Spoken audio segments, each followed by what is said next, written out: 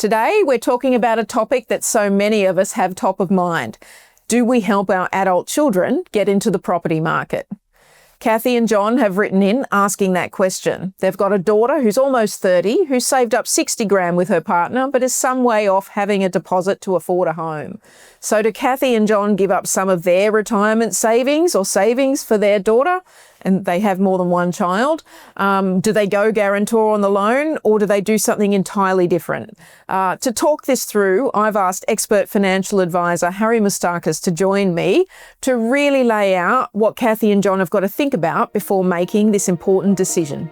Harry Moustakas, thank you for joining me on the show. Pleasure. What should Cathy and John be thinking about as they go through this process? First thing we talk about and what we ask is for them to think about themselves. What's their future going to look like? What's a great life look like for them in the next 7-10 years or so before they can start then thinking about their kids? Normally what happens when they start talking about themselves and about their own great life, they'll start thinking through about what do they want to do for their children, their own travel, their own other ambitions and goals that they do have.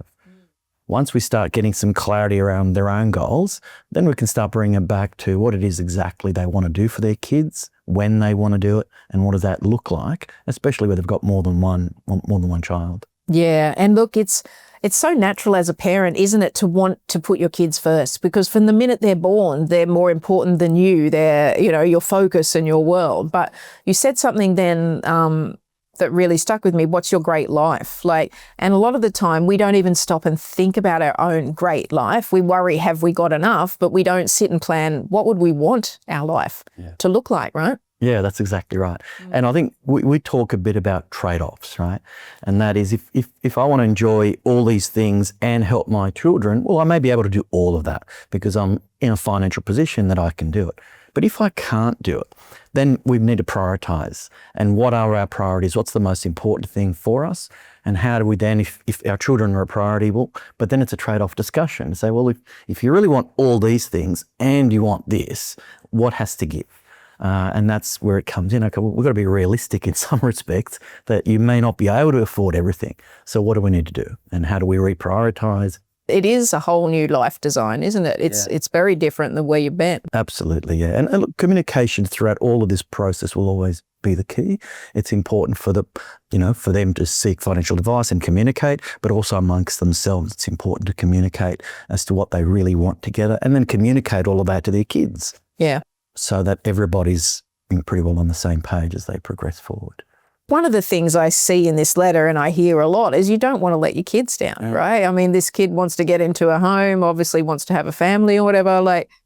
Do you ever have to break the news to the children? Because how do you tell your adult children, no, we want to help you, but we can't afford to? For them, they need to get their own clarity, which means let's model our own scenario, make sure we're okay. And if we're not going to be okay, well, then it's a conversation where the kids say, hey guys, look, if we do this for you, this is the impact back on us. So, we can't do it. We can't. Maybe there's another way we can do things.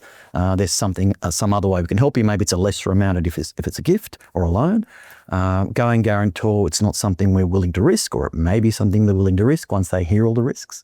So it does come back down to them firstly having some clarity for themselves, and therefore the more clarity they have, the more of an understanding of their situation they have, that will give them more confidence in their own decision making.